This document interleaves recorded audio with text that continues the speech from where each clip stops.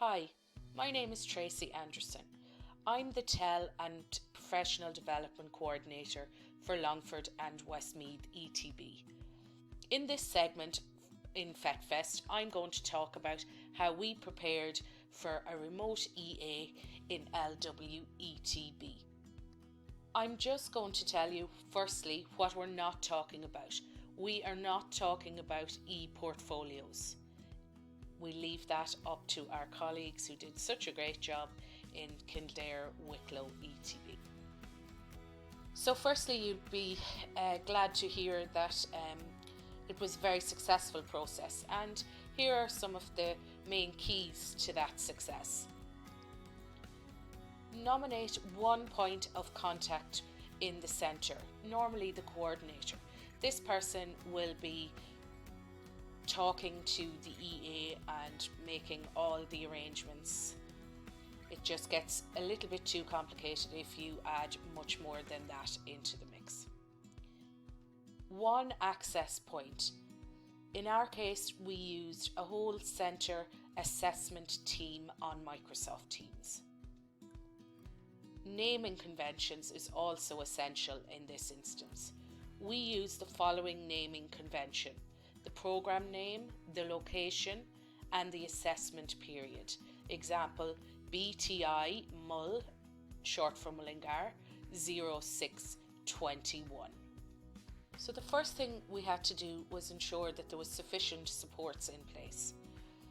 So the quality team and myself provided some information briefings. We also provided one-to-one centre support after these briefings, and coordinators and assessors had access to an assessment support team, and the centre support was provided as requested by either individuals or the centre. And we also prepared some guidance documents which you can see listed there. So this just shows you an example of our assessment support team. So I suppose since COVID, we've had to do a lot around contingency assessments. So by default, we had already in place an assessment support team, and we just added a new channel called Guidance on Preparing for Digital Assessment, which gave staff access to all the documentation and also a place to discuss any questions with their colleagues if they wished. As we know, with any assessment period, learner evidence is key, and this remains the same for remote digital assessment. So the first problem we ran into was around learner signatures. So we decided, where it wasn't possible for the learners to digitally sign the documentation, briefs, assessment records, records of receipt of evidence, we just thought really, you'd be putting the learner at a disadvantage and adding additional stress to them, that there was no need. So what we did was we completed a Microsoft Forms learner declaration authorship form, confirming that all materials being submitted for this particular assessment period was the learner's own work. And it's a very simple form. They just read and tick that they confirm the following statements and they enter their name. And this covered all modules for that assessment period and was normally collated just by the coordinator. As with all assessments in LWETB, we need an assessment handover checklist, and this remained the same. All the information that you would normally submit, like your module descriptor, your assessment plan, your assessment evidence mapping, your assessment briefs, your marking schemes, examination papers, solutions, your assessment attendance sheet and your module results summary sheet. All of these remained the same and were just completed digitally. And these were all stored in the assessment team for the EA. Our learner record of evidence also still needed to be completed, excluding the section on the learner signature. The authorship form would take the place of this. So I then asked the assessors just to look at some key questions about their own pieces of learners' assessments that they had to submit. Have the learner briefs been completed? What does the EA need to access? How can you get them access? Have you completed the assessment templates? Have you completed the handover checklist? Have you your tutor assessment pack? Have you mapped the assessment for the EA? Have you asked a colleague to pilot it with you to check if they can follow the instructions and access the materials? And if you've used links maybe to OneDrive folders or videos, that they're all working correctly. So these, I suppose, are key questions that all needed to be checked as part of our quality control mechanisms. The next stage then, you had to choose what sort of assessment submission that you were making. So were you making a Teams assignment submission that there was nothing, only Teams assignments? Were you making a files only submission, which was just files? Or a OneNote class notebook submission? Or a Moodle submission? So I'm just going to talk briefly about the Teams assignment submission and the files only submission in this briefing. Also, some people prepared a combination of paper-based and digital assessment. Okay. So first thing we did was create a whole centre assessment team, and the following naming convention that I mentioned before: the programme, location and the date of the assessment period. The team has a channel for each module, which includes the module title and code for staff. These channels are set to private with access to the relevant assessor, coordinator and the EA. And all the files are to be uploaded in the files section. The IV and the EA are added as co-owners to the team just for the duration of the process. And please note that they need to be co-owners of each of the channels also. I also recommend a read this first announcement to be put under the general channel. So I'll come back to that later.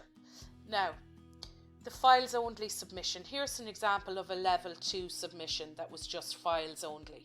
So it was a folder created by the assessor called data handling with the module number, and then their assessment pack was details were all contained in here, and then folders for the individual learners. So as you can see, it's pretty much fairly straightforward. I'd recommend if you had 2 tutors working on data handling that you'd make an individual channel for each tutor with their initials at the end also.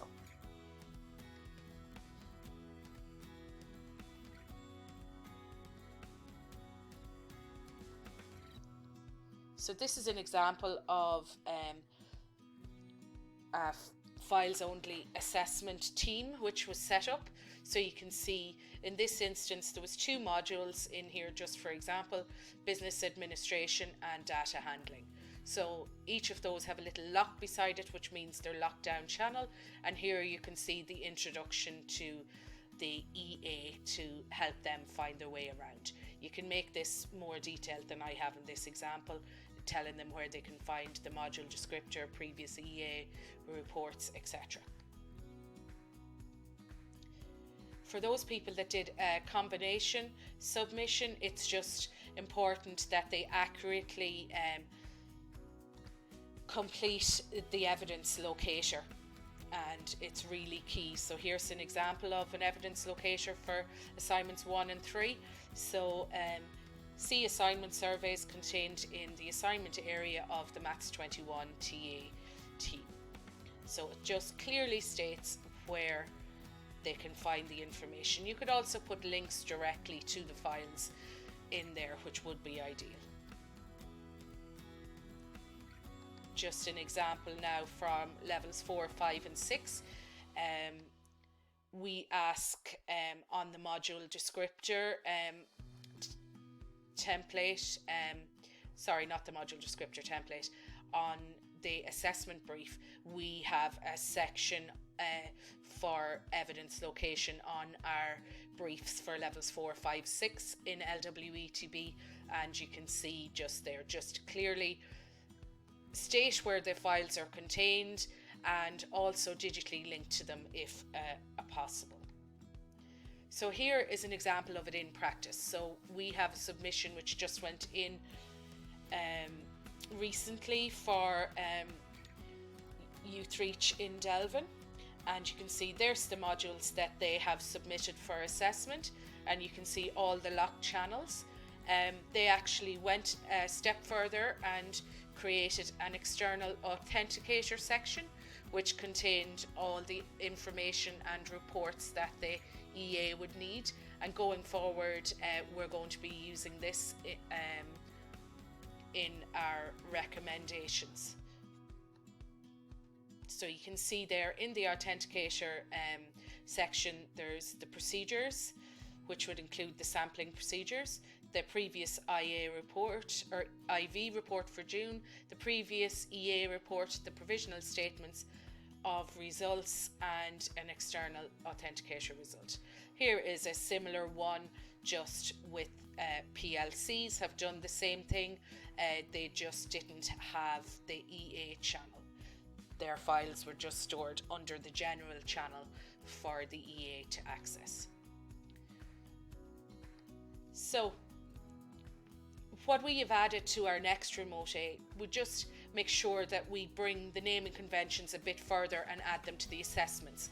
So just to ask staff to be just a little bit clearer in their assessment titles going forward.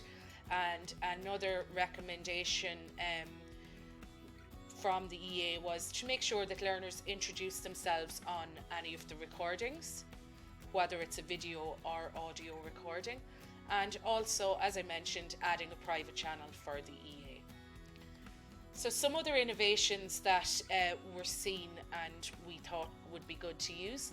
So you could label the learner folder their name and their result. Example would be T. Anderson and Merit, just so that when the EA is doing their sampling, if they want to look at a merit, a distinction or a pass. Also, if you're showing projects that the learners have created, like say for instance in biography or woodwork, as well as photographs, why not just create a little 360 video, so to give the EA the best chance of a real life experience as possible. So feedbacks from the EAs has been positive to date. It's easy to navigate. One access point made it a straightforward process. Having my own channel for working on my documents was helpful. So I've come to an end now of this segment. I hope you've enjoyed it. If you have any other queries, just let me know. We're happy to share any of our guidance documents on preparing for the remote EA. If you want to make contact with me on Twitter or email me, I'll get back to you as soon as I can. And enjoy the rest of FETFest.